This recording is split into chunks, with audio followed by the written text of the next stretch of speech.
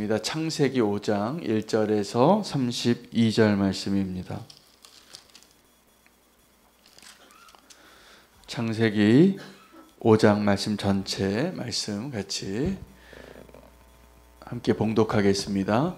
이것은 아담의 계보를 적은 책이니라.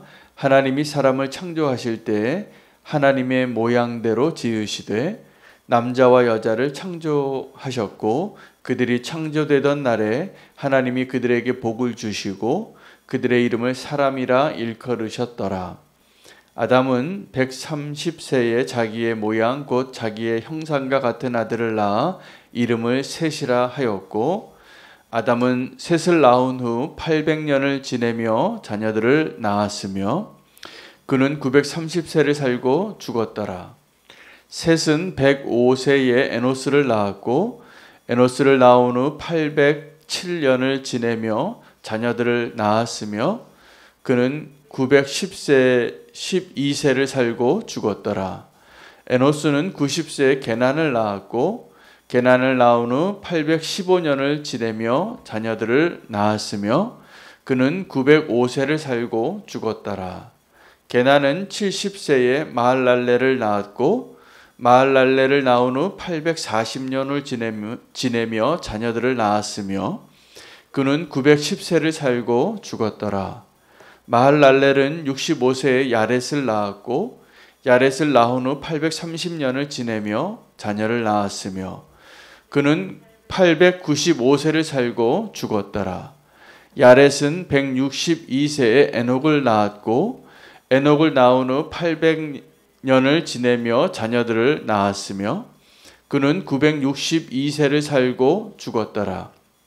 에녹은 65세에 무드셀라를 낳았고 무드셀라를 낳은 후 300년을 하나님과 동행하며 자녀들을 낳았으며 그는 365세를 살았더라.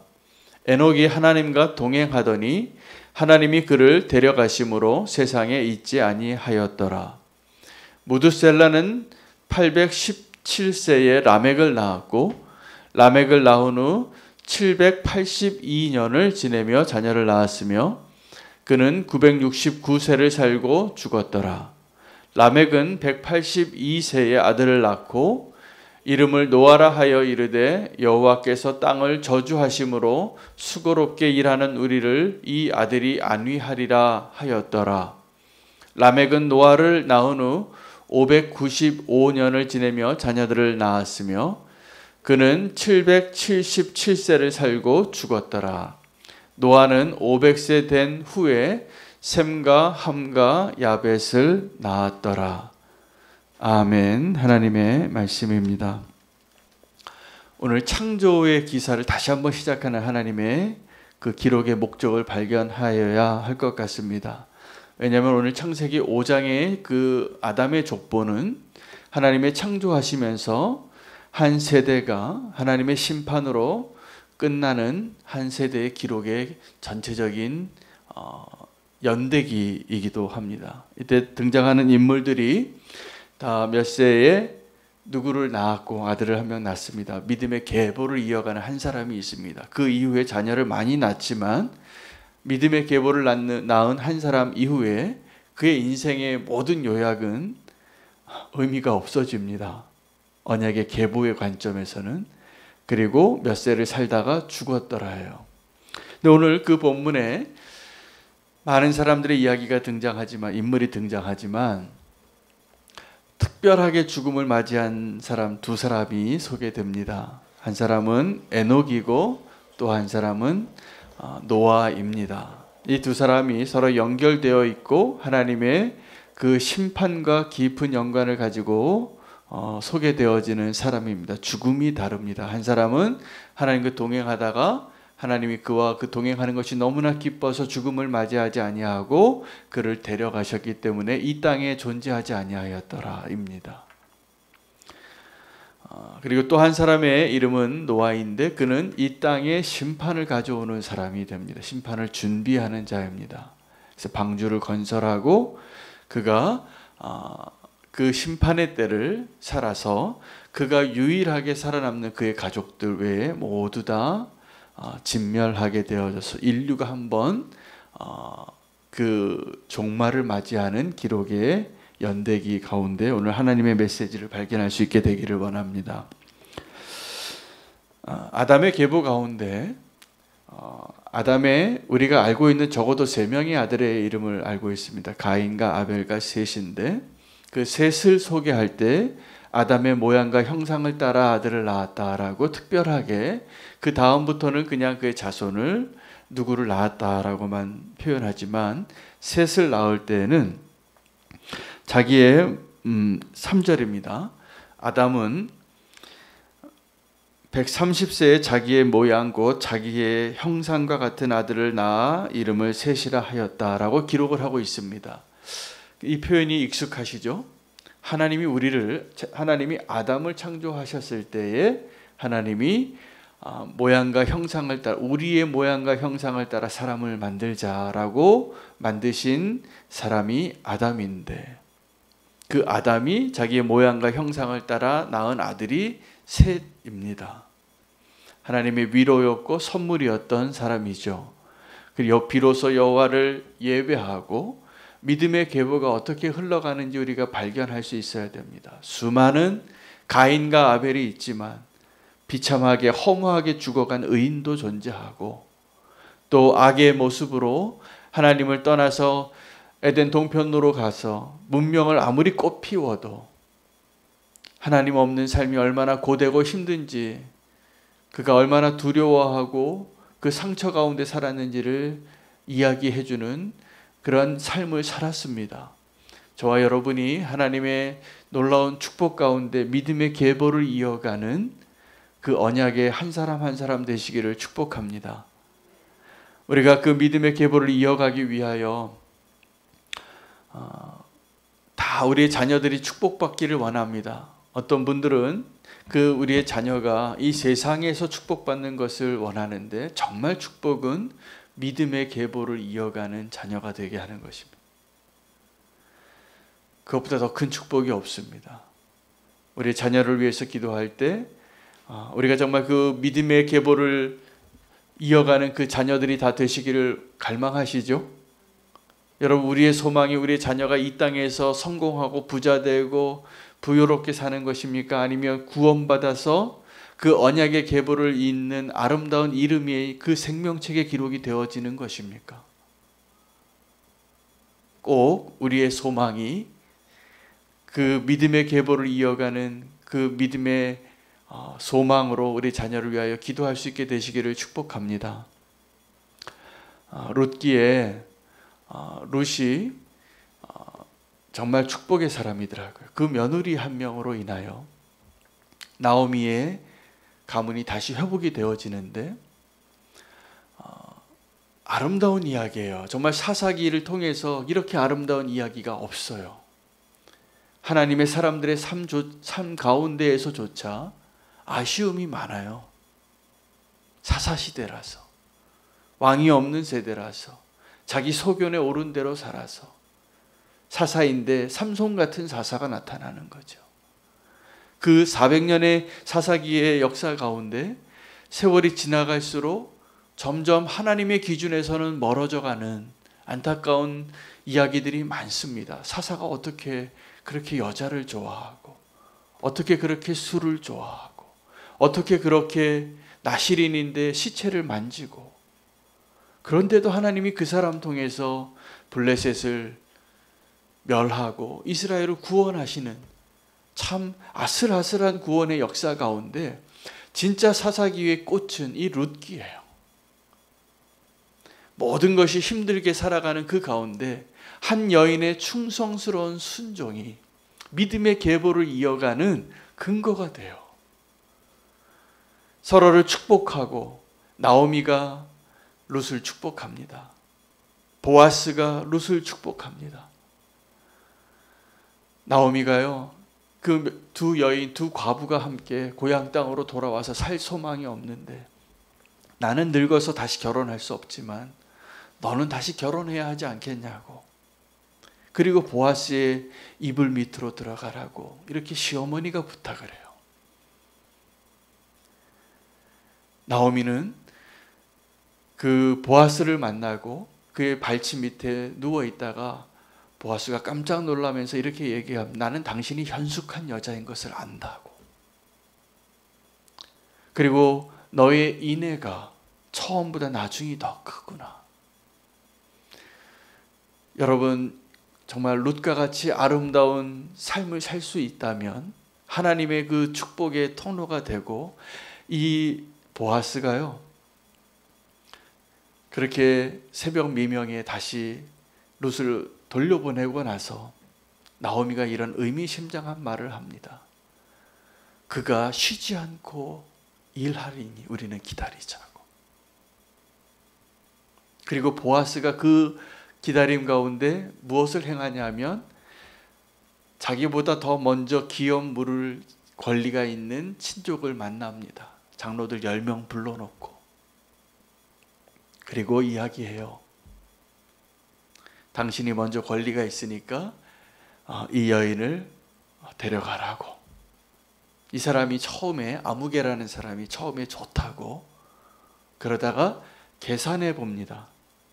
계산해 보고 이 여자와 결혼하면 지금 나는 좋은데 내가 이 여자를 통해서 낳을 아이가 내 유산을 받는 게 아니라 그 나오미의 집에 기업을 물을 것이 되기 때문에 거절해요. 신을 벗어요. 근데 보아스는 기쁨으로 이 나오미의 집을, 이 룻의 집안을 세우는 것을 자기의 손해를 감수하고 그 책임을 짓게 될 때 이 룻과 보아스가 예수님의 믿음의 계보의 조상이 됩니다. 그 사람들을 축복할 때 이렇게 이야기해요. 이스라엘을 세운 라헬과 레와 같이 내가 되기를 원하노라. 유다에게서 낳은 며느리와 같이 네가 베레스의 집안을 세우기를 원하노라. 여러분, 믿음의 기업을 세우는 것, 언약의 계보를 세우는 것, 믿음이 필요합니다. 오늘 우리가 믿음으로 살아갈 때 우리가 우리 자녀에게 가장 소망의 축복, 가장 좋은 축복을 줄 수 있는 것은 내가 믿음으로 살고 그 믿음의 축복을 물려주는 것입니다. 그리고 그 복을 정말 누려요. 그래서 룻기의 주제는 내게 복이 있기를 원하노라예요. 가난하고 먹을 것이 없어서 그 모압 땅에 피난해서 다시 다 모든 것을 잃고 남편들을 잃고 돌아온 여자 3명의 이야기인데 끝까지 충성하고 도리를 지키고 그 늙은 시어머니를 봉양했던 그 룻이 이렇게 아름다운 축복의 주인공이 되는구나. 이게 룻기의 이야기예요.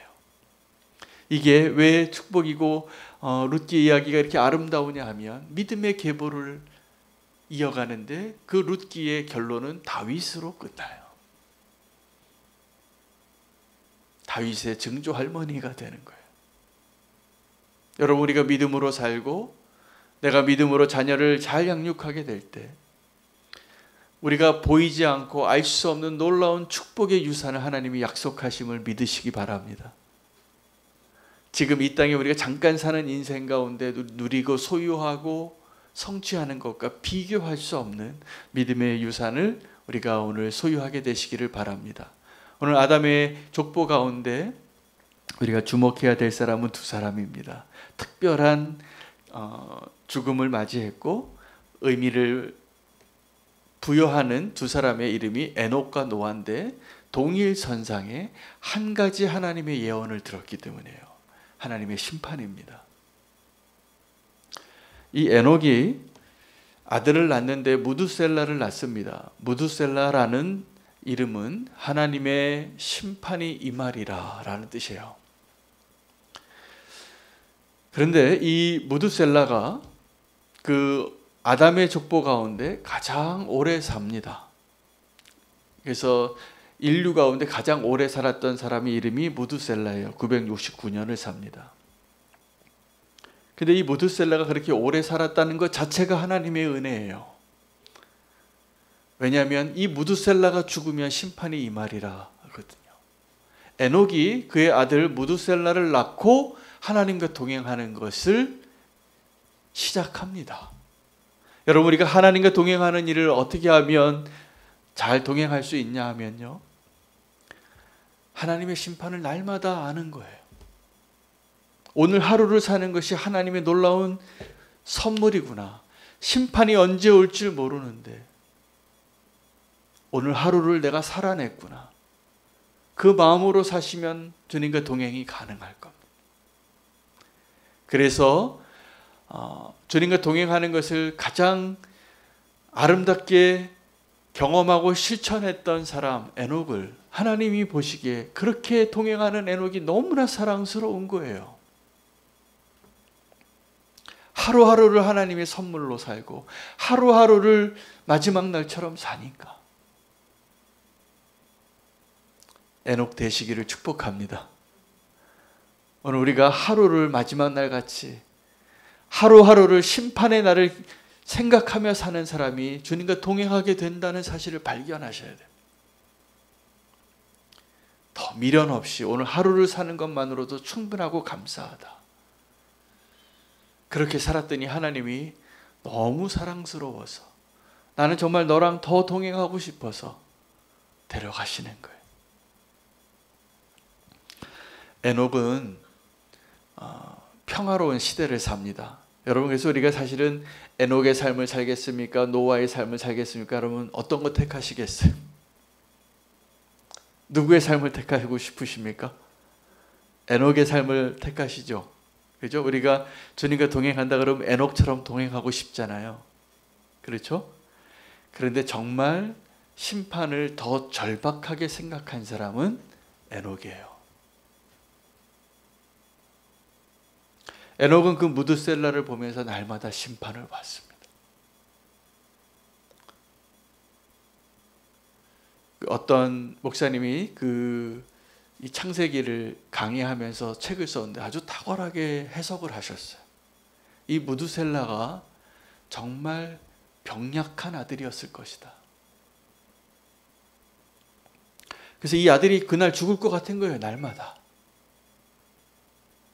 근데 날마다 그 죽을 것 같은 아들이 300년을 사는 거예요. 그리고 에녹은 365세에 들림을 받았는데 그 죽음을 아슬아슬하게 넘어가는 그 아들을 보면서 날마다 주님만을 의지할 수밖에 없는 그러한 아버지의 삶을 살았다고 해석하셨어요. 근데 정말 탁월해요. 게다가 그 무드셀라가 그 병약한 아들이 가장 오래 산 아들이 되었다는 것은 하나님의 은혜가 심판을 약속하시고 하나님이 그 무드셀라의 생명을 이 땅에 존재하는 그 어떠한 사람의 생명의 연수보다 가장 길게 기다리신 거예요. 그렇게 살게 하신 거예요. 그 연수를 계산해 보면 무드셀라가 죽는 날 심판이 임합니다. 그러니까 노아는 자기 할아버지 죽는 날 심판이 온 걸 본 거죠. 그 노아는 그 마지막 때를 살았던 두 사람입니다. 이 에녹과 노아가 하나님의 심판을 직접 받은 사람이에요. 이렇게 심판하겠다. 에녹은 평화로운 때를 살았지만 항상 심판을 생각하고 살았고, 노아는 그 심판의 때를 준비한 사람이니까 심판이 임박한 걸 아는 거죠. 그러나 그 심판의 때, 그 악함이 극에 달았던 그 때에 하나님의 심판이 그냥 오는 것이 아니라 그 악의 충만함이 절정에 달했을 때 하나님 심판하시는 겁니다. 가나안 땅을 심판하시는 것처럼. 그런데 이 노아는 뭐라고 그의 인생을 소개하냐면 위로하였다는 거예요. 이 세상을 위로한 자가 됩니다. 방주를 준비하면서, 구원의 방주를 준비하면서. 여러분, 우리의 삶이 에녹의 삶과 같이 되시기를 축복하고 또 노아의 삶과 같은 삶이 되시기를 축복합니다. 에녹은 평화로운 시기를 살았지만 항상 심판을 준비하였고, 노아는 심판의 시기를 살았지만 항상 하나님의 소망을 마음에 품고 방주를 지은 거예요. 여러분, 우리에게 정말 구원의 소망이 없다면, 바울이 자기가 재판을 받을 때 변론하라고 하니까 뭐라고 이야기하냐면, 내가 이스라엘의 소망 때문에 이 고난을 당한다고. 그 이스라엘의 소망이 뭐냐면 메시아가 오는 거예요. 바울이 말한 그 이스라엘의 소망은 예수 그리스도가 우리의 메시아라는 것을 선포하는 거예요. 여러분, 교회는 이 세상의 소망이 되고 위로가 되는 존재이어야 합니다. 교회가 이 세상에 무엇으로 위로하겠습니까? 나라에서, 정부에서 주는 얼마 몇 푼 안 되는 보상금 같은 걸 주는 것이 교회가 주는 위로일까요? 아닙니다. 그것과 함께 예수 그리스도의 소망을 전하는 것. 우리가 예수 그리스도의 소망으로 죽어가는 자에게 소망이 있다고, 구원의 길이 있다고 말할 수 있는 이 악한 세대에, 이 범죄가 범람하고 있는 이 세대에 방주를 건설하는 것과 같은 그 소망의, 위로의 사람들이 되어지는 것이 우리의 사명입니다. 안타까운 것은 교회와 성도가 이 세상에 위로를 주어야 할 사명이 있는 자로 살아야 하는데 자꾸 세상에서 위로를 좀 받고 싶어 하는 것 같아요. 여러분, 우리는 그렇게 생각보다 연약한 자가 아닙니다. 자꾸 나를 좀 위로해 주세요. 그렇게 주님 앞에 나아가는 분들이 많은데 사실은 우리가 세상을 위로해야 할 사명으로 서 있어야 할 사람들입니다.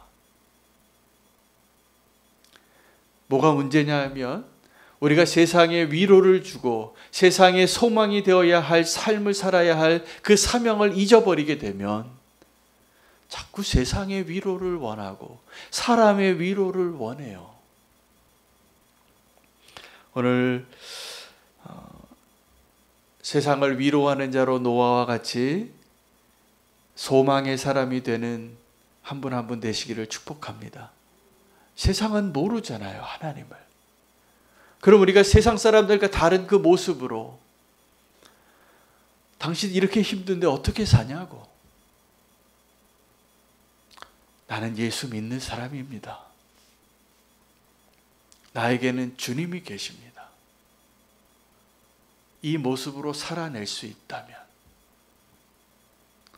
우리가 세상에 그리스도를 드러내는 일이 가능한 겁니다. 그런데 우리가 세상 사람들과 똑같이 자꾸 염려하고 근심하고 위로를 받아도 자꾸 세상의 위로를 원하고, 세상이 정말 위로가 되시던가요? 제가 보니까 저는 별로 잘 위로가 잠깐 좋더라고요. 잠깐 좋더라고요. 새로운 차 사고, 새로운 집 사고, 새로운 옷 사고, 새로운 컴퓨터 사고, 그거요 금방 익숙해져요.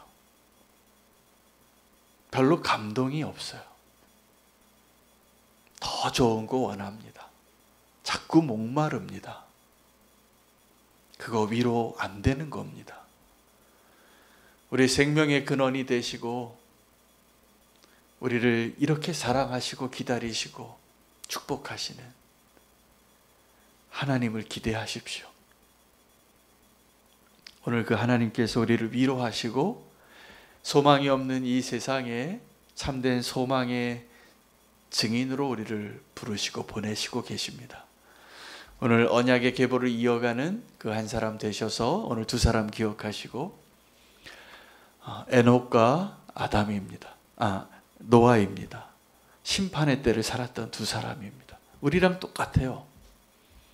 지금 우리가 심판을 선언하시고 심판이 올 거라고 말씀해 주신 그 시대에 악이 너무나 관영하여서 분명히 심판이 올 것과 같은 이 시대를 살아갈 때 에녹과 같이 동행하시든지 노아와 같이 방주를 준비하고 주님을 믿음으로 이 마지막 때에 참된 소망이 무엇인가를 보여주는 그 두 사람의 모습으로 우리가 함께 살아가기를 축복합니다. 함께 기도하시겠습니다.